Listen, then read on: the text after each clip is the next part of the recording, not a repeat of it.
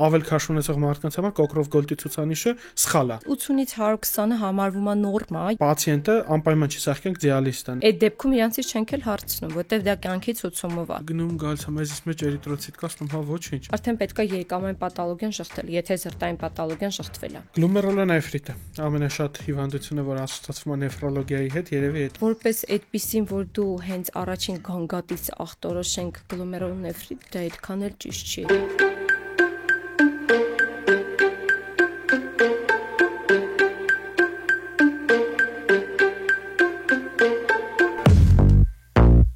Ողջույն սիրելի հյուրեր եւ բարեկամներ, ողջույն բոլոր նրանց, ովքեր չեն ալարել այսօր վերցրել են իրենց լապտոպը, նոթբուքը, հեռուստացույցը, թերթերը, ժուրնալները, ժամը 12:30-ից բացել են Dr. From YouTube-յան ալիքը ու նայում են Յուպիտրից ձախ ընկած աչի վրա գտնվող հայերեն լեզվով ամենաուժեղ բժշկական podcast-ը։ Ձեր սիրելի բժիշկ Դավիթ Տոնոյանն է ու այսօր սպეციფიկ հաղորդում ունենք։ Մեր հյուրը մասնագետ է, ով երիկամներով է զբաղվում։ Դու կասես Դավիթ, բա դու ես երիկամներով զբաղվում։ Այ ապրեք։ Այսօր մենք կիսելու ենք մեր երիկամները երկու մասի նեֆրոուրոլոգիական ու մի հետաքրքիր ֆորմատ ենք մտածել, ոդկասթային իրավիճակից դուրս գանք ու հստակ հարցեր քննարկենք մեր բժիշկ նեֆրոլոգի հետ։ Իսկ այսօրվա մեր հյուրը Գրիգոր Նարեկացի բժշկական կենտրոնի բժիշկ նեֆրոլոգ, Էվամեդ բժշկական կենտրոնի բժիշկ նեֆրոլոգ, ինչպես նաև Արմենիա բժշկական կենտրոնի բժիշկ նեֆրոլոգ, 3 տեղա մարդ է աշխատում։ Իմ լավ ընկեր, մարդ ում հետ մենք լիքը պացիենտներ ենք միասին բուժում արդեն տարիներ շարունակ, Հերմինե Կարապետյանն է։ Հեմ ջան, ողջույն։ Ողջույն, դոկտոր Տոնոյան ջան, ու շատ շնորհակալություն հրավերի համար։ Ասա շատ ազդված եմ, դες բաներն անպայման ասա շատ զգացված եմ։ Շատ զգացված եմ։ Դա անպայման Այսօրվա գեղեցիկ ոդկաստ կազմակերպելու համար նեֆրոուրոլոգիական, որովհետև նեֆրոլոգիան մի քիչ բաց է։ Հուսով եմ մեր այսօրվա ոդկասթը իր ուրույն տեղը կսպաղեցնի եւ կկարողանանք որոշակի ինֆորմացիա փոխանցել։ Տենց բան կա, օրինակ ես մինչև քեզ հանդիպել եմ, մինչև մի հատ չարաբաստիկ դեպք, որ ես ու դու ունեցանք մեր հիվանդանոցում, մինչև հիվանդին ոտի կանգնացրեցինք, մի քանի գիշեր տանջվանք իրար հետ, ով գիտի այդ դեպքը բոլորի էկրանից ենքում ախենանում նույնիսկ այդ հիվանդը, որ արդեն առողջացել է, մենք ունեցանք դժվար դեպք, դրանից հետո սկսանք այդ աշխատանքը ու տենց, բայց ես զգացի, որ ուրոլոգներն ու նեֆրոլոգները իրար հետ կապը շատ հզոր չի, չնայած երկուսն էլ զբաղվում են նույն մասնագիտությամբ, նույն միզուղիների խնդիրներով։ Հիմա կուզեմ դրանից խոսանք, ինչով են տարբերվում ուրոլոգները նեֆրոլոգներից, բացի աշխատավարձից։ Դուք շատ ճիշտ եք, իսկապես ուրոլոգիան ու նեֆրոլոգիան իրար հետ կապակցված են, բայց ինչ-ինչ պատճառներով աշխատանքը այդքան էլ չի ստացվում, բայց ոնց որ թե մեր մոտ ստացվում է ուրոլոգիա, նեֆրոլոգիա, բայց հստակ պաթոլոգիաներ կան, որով պետք է զբաղվեն ուրոլոգները եւ պաթոլոգիաներ կա, որոնք պետք է զբաղվեն նեֆրոլոգները։ Ասենք հստակ նեֆրոլոգիական բնագավառում տղամարդկանց հետ բուժումները մի քիչ ավելի սեղմ են լինում։ Հիմնականում ես պատկերացնում եմ, որ դրանցով պետք է զբաղվեն ուրոլոգները։ Օրինակ, ինչ խնդիրներ։ Հասարակ միսուղիների ինֆեկցիա։ Դա ուրոլոգիական հիվանդություն։ Այո։ Միսակարային հիվանդություն, նույնիսկ պիելոնեֆրիտները, եթե դրանք չեն բարդացել եւ արդեն չի առաջացել քրոնիկ երիկամային անբավարարություն կամ երիկամների քրոնիկ հիվանդություն, այդ դեպքում աշխատանքը ոչ թե միակողմանի միայն նեֆրոլոգի կողմից է կատարվում, այլ նաեւ ուրոլոգի եւ նեֆրոլոգի հետ միասին։ Տես էս 10 հարցերի մեջ ներառված չի, բայց հաջորդ հարցը պետքա տամ։ Ոնց ուրոլոգը գնահատի, որ սկսել է սուր երիկամային կամ քրոնիկ երիկամային անբավարարություն կամ քրոնիկ երիկամային հիվանդություն, որովհետեւ երբ որ դու նայում ես երիկամային թվերը, իրենք կանա նորմալն են, դու ունենաս նորմալ կրեատինին, նորմալ միզանյուտ, բայց ունենաս երիկամի ֆունկցիայի խանգարում, օրինակ, չգիտեմ, այնտեղ գլուբոչկովի ֆիլտրացիան արդեն իսկ արագացած լինի, արդեն երիկամը պրիձելի վրա աշխատի, որ կոմպենսացնի այդ ամեն ինչը։ Ոնց պետքա հասկանալ, որ մենք ունենք սուր երիկամների վնասում կամ քրոնիկ երիկամային հիվանդության մասին։ Սկիզբ, այսպես ասած։ Նայեք, տեսեք, եթե ուրոլոգը աշխատում է տվյալ պացիենտի հետ, վերցնենք միզակարային հիվանդությամբ հիվանդը, եթե միզակարային հիվանդությամբ հիվանդի հետ աշխատում եք մոտավորապես, եթե մի քարա ունենում եւ ինքը ընկնում այլևս որևէ խնդիր չունեմ սոնոգրաֆիկ, իսկ կրեատինին ձեր ասած իհարկե նորմալ է լինում, բայց պարտադիր հաշվում ենք կծիկային ֆիլտրացիան, քանի որ կրեատինի թիվը բացարձակ ցուցանիշ չի, եւ եթե նույնիսկ 3 ամիս շարունակ միևնույն է դուք այդ պացիենտին հսկում եք, չեք բուժում ու ուղարկում, այսինքն տվյալ պացիենտներին հսկողությունը պետք է մինիմում 3 ամիս, եթե ինքը ունեցել է նույնիսկ միզակարային կամ սուր պիելոնեֆրիտի սրացում ունեցել, եթե 3 ամսվա ընթացքում ինքը նորմալ է եղել ֆիլտրացիան, կամ սոնոգրաֆիկ որևէ փոփոխություն չի եղել, մեզի նստվածքի մասին խոսանք, որ նորմալ է եղել, չհաշված կեղծ պրոտեինուրիան, իր բորբոքային ֆոնի, այսինքն եթե նորմալ է եղել, դուք իրան գնում եք, ուղարկում եք եւ հսկողություն այլևս պետք չի, բայց եթե 3 ամիս հետո իր մոտ ֆիլտրացիան սկսում է իջնել, 90-ից ցածր արդեն մտածում եք սոնոգրաֆի կարող ոչ մի փոփոխություններ բացարձակ չլինեն։ Ուղղակի աննշան էխոգենության փոփոխություն, որը ոչ ամեն բոլոր սոնոգրաֆիկստները ու բոլոր սարքերը կտենան, էլի այդ խնդիրը։ Այո, բայց դա մի քիչ սոնոգրաֆիա, այսինքն սոնոգրաֆիայի վրա հիմնվել չեն կարող, մենք հիմնվում ենք զուտ առաջին հերթին կրեատինինը որոշելով եւ կծիկային ֆիլտրացիան եւ մեզի ընդհանուր անալիզը։ Բայց ես սովորաբար խորհուրդ եմ տալիս նման հիվանդներին, եթե իրանք ունեն նույնիսկ երիկամների սուր վնասում, իրանք մոտակա 6 ամսվա 1 տարվա ընթացքում պետք է հսկողության տակ լինեն։ Այդ հասկացա։ Հիմա որպես օրոլոգի մի հատ հարց տամ, ցենց հետաքրքիր է սովորենք, էլի։ Երբ որ դու հաշվիչ ես հավաքում ինտերնետում կրեատինինը քաշը գրում ես, կան հաշվիչի տարբեր տեսակներ։ Կա SKD-EPI 2021-ը, որը ներկա պահին հաշվարկվում է այդ համակարգիչով։ Կա Կոկրով Gold, այնտեղ կա մինչև 17 տարեկանների համար Շվարցի մեթոդը, բայց մենք ներկա պահին նեֆրոլոգներս որպես ուղեցույց ընդունում ենք SKD-IP 2021 ցուցանիշի մասին ես որ ուսումնասիրեցի, որովհետև կոնկրետ ես խնդիր ունեի նայում եք օկրով գոլտով աննորմալ ցուցանիշ էր իմ մոտ, ասաց որ օրինակ հետո որ ուսումնասիրեցի մի 5 ստադիում ասում էր որ ավել քաշ ունեցող մարդկանց համար կոկրով գոլտի ցուցանիշը սխալ է։ Ինֆորմատիվ չի։ Այո։ Որովհետև մարմնի մակերեսը չի համապատասխանում ֆունկցիոնալությանը։ Այդ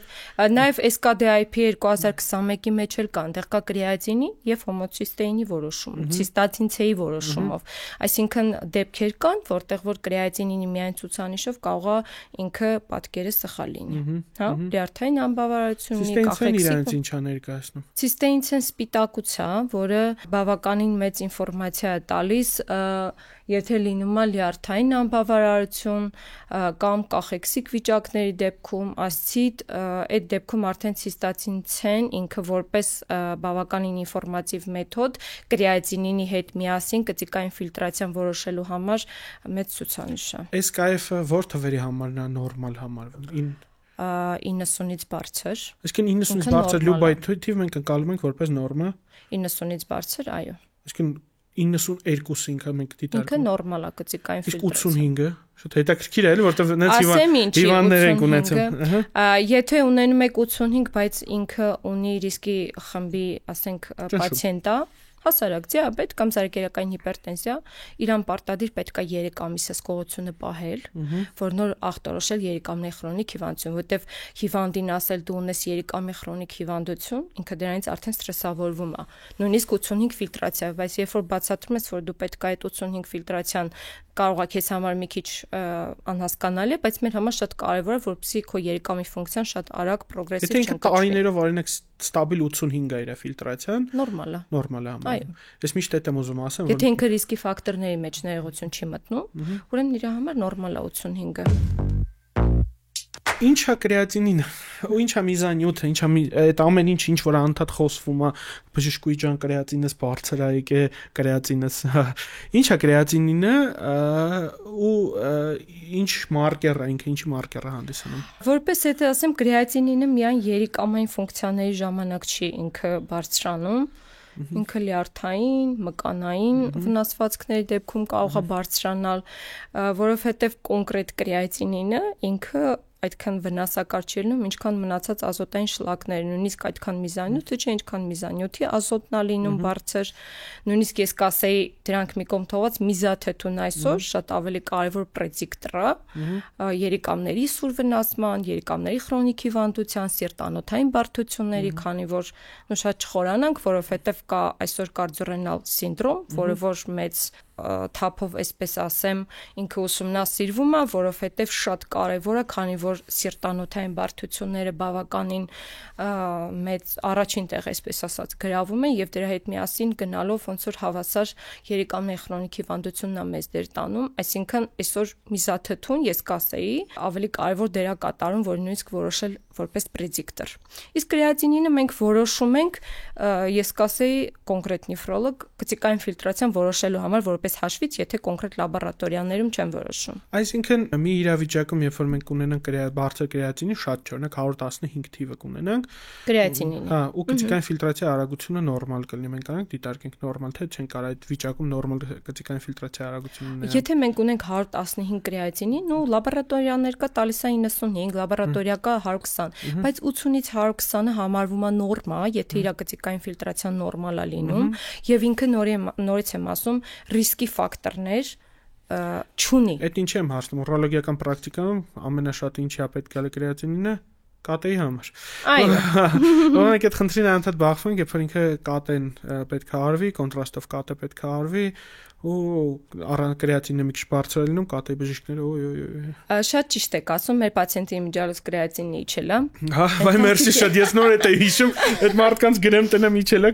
115-ա ես ասել եմ 5 օր էլ կբուժվի, կանենք։ Եթե նայեք կոնկրետ պացիենտի վրա չխոսենք, բայց եթե պացիենտի կրեատինինը նորմայի վերին սահմանն է, խոսենք դիագնոստիկ կատեի համար, եթե ինքը ռիսկի ֆակտոր չունի, որ ինքը կարող է երիկամների սուր վնասում ունենա, ասենք կոնկրետ գիդրանեֆրոզը,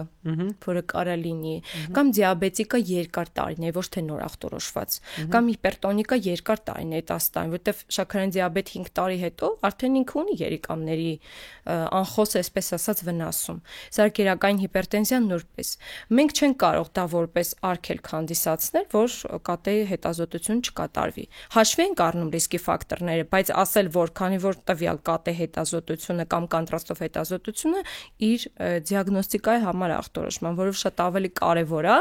քան հաշվի առնել 120 կրեատինինով ու չանել։ Մենք Ռուսաստանում 400 կրեատինինով հիվանդին գրում ենք բաժիզնին պակազանիմ ու կատե ենք անում։ Այո, նորմալ է։ Դոկումենտի տակ էլ ստորագրել ենք, ոչ մեկի մոտ մենք խնդիր չենք ունեցել, անկեղծ ասեմ։ Նույնիսկ ձեզ ասեմ, դիալիզի հիվանդին մենք կատեի հետ, ես օրը մեջով կատեի բժիշկների հետ մենք խոսում ենք, իրանք դիալիզի հիվանդին կատե պետք է անեն, ասում են կլինի դուք դիալիզ անենք, մենք կատե անենք, հետո դիալիզ։ Մեր օրենքով տենց բան չկա, դիալիզը հստակ ցուցումներ ունի, այսինքն նույնիսկ այդ հիվանդը, եթե ինքը գնացել է տուն, հաջորդ օրը իր կրեատինը 700 է, որ ինքը պետք է մյուս օրը գա դիալիզ, իրան այդ օրը կարան հանգիստ կատե անեն, տենց ցուցում չկա։ Եթե ինքը արդեն այդ հիվանդն է։ Ես գիտեք ինչ ծափեր է։ Այս ծափերով ծնվում է Spin IDS agency նոր պրոյեկտ է, Spin ակադեմիան։ Դու օրինակ ուրոլոգ ես ու ամբողջ կյանք անում ես թլպատում կամ հաստոցաշինական գործարանում հաստոցի առաջ ես աշխատում, ասում ես Տեր Աստված, բայց ինձ պետք էր մի հատ նորմալ մասնագիտություն չկա, որ ես ունենամ։ Եկել է ժամանակը, որ դու օրինակ Spin ակադեմիում սովորես graphic design, YouTube marketing, YouTube producing կամ SMM, ձեռք բերես նոր know-how մասնագիտություն, հանձնես քննություն, ստանաս սերտիֆիկատ, line networking ձեռք բերես ու դրա հետ մեկտեղ ունենաս աշխատանքային պրակտիկա ու նաև աշխատանքի առաջարկ։ Տենում ես այս հեռախոսի համարը։ Այմա պաուզատուր, գրի, զանգի, արի Spin Academy ու սկսի քո կյանքի նոր ուղին։ Իսկ ես գնամ թլպատում անեմ, քանի Spin Academy-ից ինձ հետ չեն զանգի։ 4-ից սպիսիկ են գցե արա, չգիտեմ։ Դիալիզից խոսանք, վերջերս մի հատ հիվանդ ունեինք, որ զանգեցի քեզ 1000-ից բարձր կրեատինինով, ասի ինչ պետք անենք, դու ասիր դեպի շտապ կարգով դիալիզ անջվի, որովհետև խոսում է երիկամները չկան, էլի, արդեն ֆունկցիոնալ չի։ Հիվանդը չհամաձայնվեց, բա հեսա որ դիալիզ արեցի, սախ կյանք դիալիզի տակ եմ մնալու։ Այտենց է, եթե մենք սուրճ ցուցումով դիալիզ ենք անում, մարդիկ մնում են սախ կյանք դիալիզի տակ։ Մի քիչ խոսենք, որովհետև ցավալի է, բայց այսօր իրականության մեջ ու շատը բժիշկներից էլ է այդ ինֆոն դուրս գալի, վատա է։ Համաձայն եմ, իսկապես շատ ցավալի է, որովհետև ես իմ պրակտիկայում ամսվա մեջ երևի 4-5 դեպք լինում է, որ տենց երիտասարդներ իրանց ռեանիմացիայից ենք վերցնում 1300, 1500, 1800 կրեատինով, իրանց այդ դեպքում իրանցից չենք էլ հարցնում, որտեղ դա կյանքի ցուցումով է։ Իսկ այդ դեպքում բժիշկը իրավունք ունի։ Այսինքն մեր ինֆորմացիոն դաշտը շատ թույլ է։ Կոնկրետ ես որպես նեֆրոլոգ եւ իմ գոլեգաներ լիքը գործ ունենք։ Բայց եթե հստակ պացիենտը ունի Եթե երիկամների սուր վնասում է, դա դեռևս դատավճիռ չի, որ ինքը դիալիզ ստանա վերջ, մինչև ամբողջ կյանքը։ Եթե ախտորոշվում է երիկամների սուր վնասում, նույնիսկ 1500 կրեատինինով, այսինքն շանսերը մեծ են, ինչքան վաղ է սկսվում դիալիզը, այսինքն երիկամների վնասումը ինչքան դու վաղ ես փորձում կանխել, այդ process-ը չի խորանում, դու կարողանում ես, որտեղ այնտեղ լուրջ խողովակային ապարատետ ախտահարում է գնում, եւ եթե այդ ժամանակը դու կորցնում ես, ինքը շատ արագ սուր վնասումը գնա քրոնիզացիայի։ Ու այդ ժամանակ արդեն երիկամը Արդեն այդ դեպքում արդեն հետագա երիտասարդների համար իհարկե փոխպատվաստումն է, Հայաստանում իհարկե դեռ չկան, որ պացիենտները դիալիզ չստանան, նոր գնան փոխպատվաստման, Եվրոպայում եւ աշխարհում։ Ռուսաստանում էս 5 տարի պետք է դիալիզ ստանա, նոր գնա փոխպատվաստման։ Եվրոպայում էլ է տենց, բայց դեպքեր կան, երբ որ պացիենտները չեն գնում դիալիզի, կարողանում են դոնորը ապահովել եւ գնում են փոխպատվաստման։ Իսկ փոխպատվաստված երիկամը քանի տարվա կյանք ունի։ Այ դա շատ դժվար է ասել, որտեղ օրգանիզմից է կախված։ Նախ առաջին հերթին պացիենտից եւ երկրորդը օրգանիզմից։ Այսինքն թե ինչպիսի փոխազդեցություն կունենա, նաեւ վնասակար սովորույթները ասեն, որ իսկապես փոխպատվաստման պետք է իրեն տեր կայնի։ Դուք տենց եք մտածում, բայց իսկապես պացիենտներ կա, որ իրանց թվում է, եթե այդ մի պոչկան, այդ պոչկան իրան մի տարի ծառայեց, վերջ ինքը դրանից հետո լրիվ առողջ մարդ է։ Այսինքն, եթե մենք ստե պատիտոժում ես հարցը, դիալիզը մի վիճակ է, երբ որ քո երիկամների ֆունկցիան սարքն է անում, այդ պացիենտը անպայման չի սարքենք դիալիզ ստանա, եթե ինքը վնասումը կանգնացրեցին ասնավնո հիվանդությունը սկսեցին բուժել, հետադարձ է այդ process-ը։ Եթե դա խոսում ենք երիկամների սուր վնասման մասին, հա, եւ դիալիզա ցուցված լինում կյանքի ցուցումներով, այո, եթե դա սուր վնասում է, դա դիալիզը ամբողջ կյանքի ընթացքում չի ստանալու։ Եթե լաբորատոր, գործիքային եւ կլինիկական տվյալների հիման վրա չի ախտորոշվել երիկամների քրոնիկ հիվանդություն։ Սպիտակուցը մեզում, էլի հարց, որ էլի ուրոլոգներին շատ են դիմում, ինչ է սպիտակուցը մեզում, ինչի մասին է կարա խոսա։ Նայեք, գոյություն ունի կեղծ սպիտամիզություն, գոյություն ունի իրական սպիտամիզություն, գոյություն ունի ֆիզիկական նագրուսկայից սպիտամիզություն, գոյություն ունի կենթանական սպիտակուցի գերծանրաբերվածություն սպիտամիզություն, հա? Ռեալ ստրես, ջերմություն, ռեալ պետքա գնահատել իսկապես ինքը։ Միզուղիների ինֆեկցիա, հասարակ մի բան ասեմ, որը որ շատ տարածված է։ Նույնիսկ կարող է բակտերիա լինի եւ լեյկոցիտներ լինեն 15-20, բայց մեզի մեջ լինի 0.033 պրոմիլե սպիտակուց։ Դա պետքա չնայել։ Որ վնասումն է վտանգավոր, որ թվերն է սպիտակուցների։ Անկեղծ նեֆրոլոգների համար, եթե ինքը 0-ն դառնում է 1, նոր մենք անհանգստանում ենք։ Այսինքն եթե դա 0.0 քանիս է, պետք է մի հատ նստվածքը ուսումնասիրել։ Այդտեղ տարբեր բաներ կա, էպիթել կա, կանանց մասին խոսեմ, ուրոլոգ։ Կանանց մոտ ասենք եթե էպիթել եւ ինչ հայտնաբերում, օրինակ կոնկրետից նեֆրոլոգ ասում մի հատ գինեկոլոգի մոտ ես գնում, հետո նոր մտածում ենք, դա նեֆրոլոգիական խնդիր կա թե չէ, այդ պրոտեինները կարող են տեղից լինի։ Տղամարդկանց համար միզուղիների ինֆեկցիայի հետ կապված, այսինքն լեյկոցիտները, էրիթրոցիտները կարա լինի ամփոփող, այսինքն նստվածքը արդեն խոսում է, ինքը կեղծ կարա լինի թե իրական։ Իսկ եթե ամփոփող էրիթրոցիտների օրինակ գործ ունենք, ինքը արդեն խոսում է նրանցի, որ վնասումը վերևից չի։ Այդպես կտրուկ չեն կարի ասեմ, որովհետև երիկամների պաթոլոգիաներ կա, որ հայտնաբերվում են նաև ամփոփող,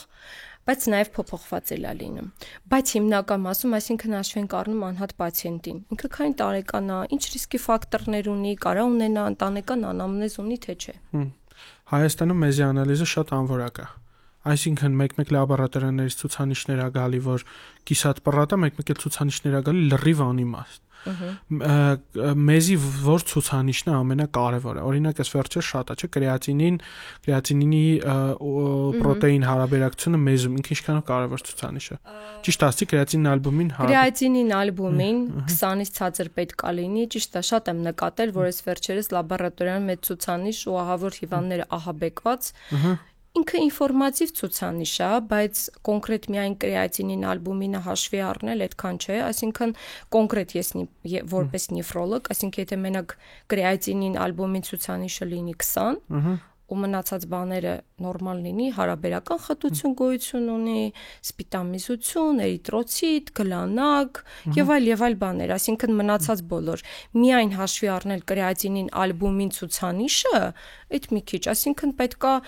հարցնել, անամնեզը հավաքել, արդյոք ինքը ֆիզիկական ծանրաբերվածությամբ չի զբաղվել, որը որ կարա այդ մկանեմ ասած կրեատին դուրս բերվի, արդյոք կենթանական սպիտակուցը նախորդ օրը կես կիլոգրամ միշտ չի կերել, ջերմություն չի ունեցել եւ այլ բաներ։ Մյուսը, որ էլի շատ են դիմում ուրոլոգի, այն որ գրվում է մեզում արյան քանակը 10+, տարիներ շարունակ հիվանդները գնում էրիտրոցիտներ, հիվանդը գնում գալիս է, մեզից մեջ էրիտրոցիտ կա, ասում եմ, հա ոչինչ,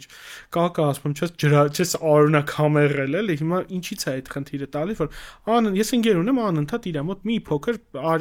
էրիտրոցիտների քանակը միշտ մեզում կա։ Իսկ ինչ կանգատա ունեն։ Ոչ մի։ Բայց ինքը ինչով է տեսնում։ Ինքը պրոստը մեզի անալիզ է կյանքում, մի անգամ տվել է մեզի անալիզ, տեսել է էտիկա ու հիմա անդադ չեք անում։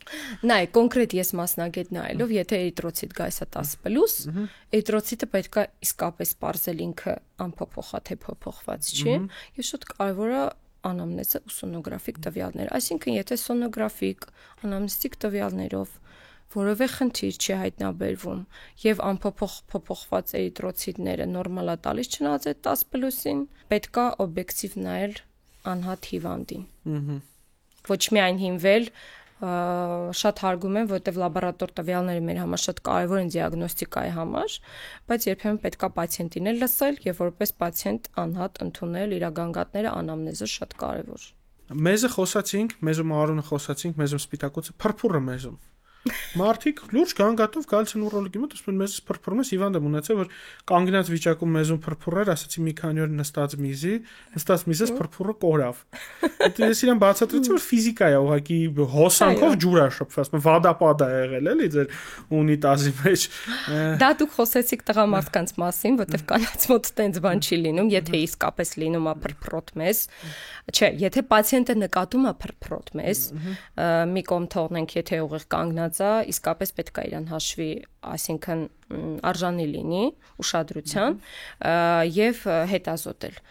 Նու հաշվի առնել իր կրկին ջերմություն, ալկոհոլի օգտագործումը, գերծանրաբերվածությունը, ֆիզիկական կենթանական սպիտակուցի, որպեսզի հասկանանք այդ փրփուրը եւ իհարկե մեզի անալիզը բավականին մեծ ինֆորմացիա կտա։ Կարող է իսկապես փրփուրը ինքը զգում է եւ իր սպիտամիզությունը ընդամենը 2 գրամ կա արդեն։ Ու ինքը դա զգացել է, որտեղ սովորաբար երբ որ մի քիչ փրփուր է լինում, հաշվի չառնելով կանգնածը, դա պացիենտները այդքան էլ չեն զգում, երբ որ դա քիչ է լինում։ Իսկ շատ փրփուրը արդեն խոսում է որ 2 գրամ եւ ավելի մեզուս պետք է։ Կարա լինի, չեմ կարող փրփուրի ձևով ասել, որտեղ կարող է ինքը մի քիչ աննշան փրփուր լինի, բայց այդ մսագույնը լինի, հա, մսի գույնի, մսաջրի գույնի ինքը լինի։ Մսաջրի գույնի։ Այո։ Փրփուրը։ Այո։ Խոսքը սպիտակ։ Մեզը։ Փրփրոտ։ Ավելի շուտ նկատում են մսաջրի գույնը, քան որ փրփուրը, այսինքն եթե փրփուրը հաշվի չառնենք մնացած բաները, եթե ինքը նկատելի է դառնում, ուրեմն ուշադրության արժանի է, որովհետև պրոտեինուրիան բավականին տոկոս կարող է լինի արդեն։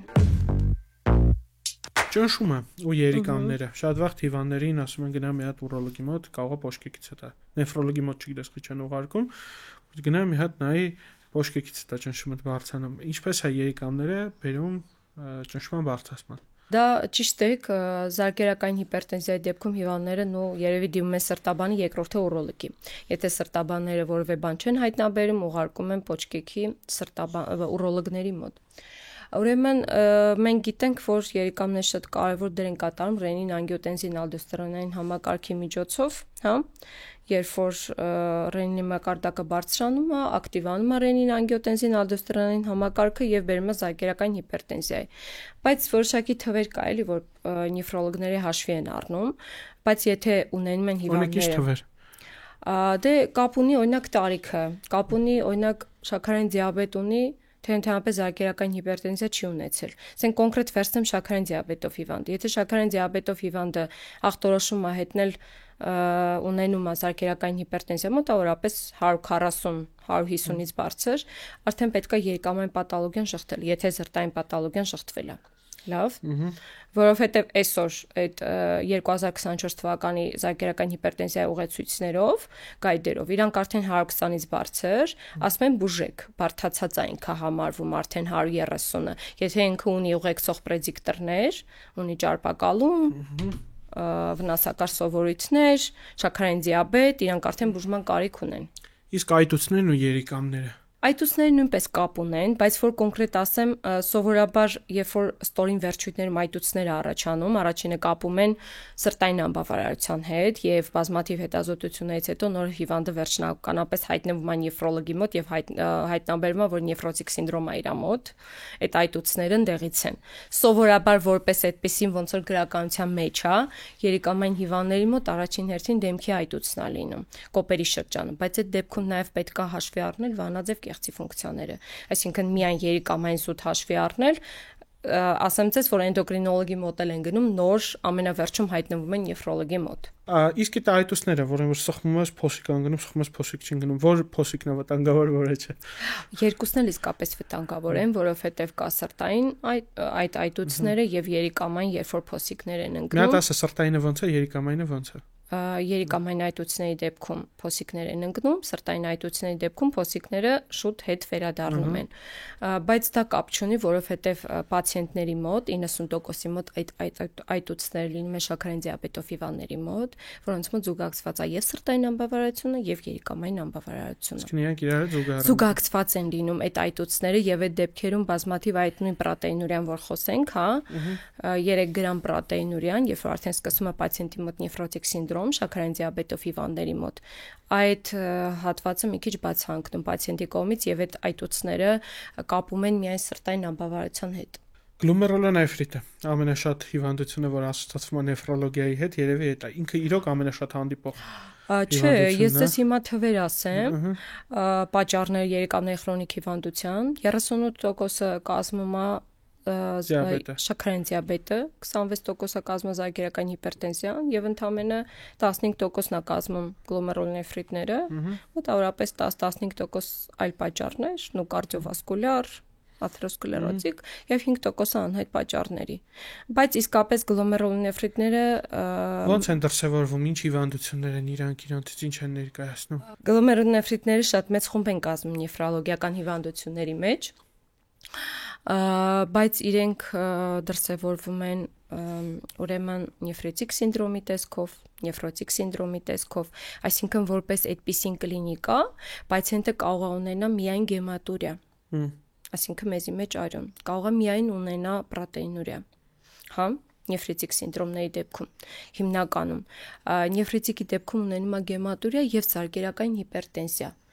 բայց որպես այդպիսին, որ դու հենց առաջին գանգատից ախտորոշենք գլոմերուլոնեֆրիտ, դա այդքան էլ ճիշտ չի, այսինքն պացիենտին պետք է առնվազն 3 ամիս հսկողության տակ պահել։ Այդ 3 ամիսը նեֆրոլոգները ոնց հասկացա շատ են սիրում։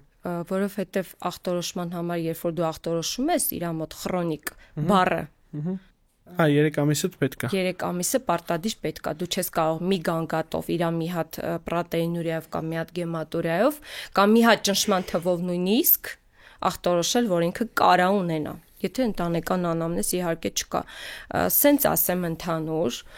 նեֆրոլոգիական հիվանդները հայտնաբերելու համար շատ կարևոր է հիվանդի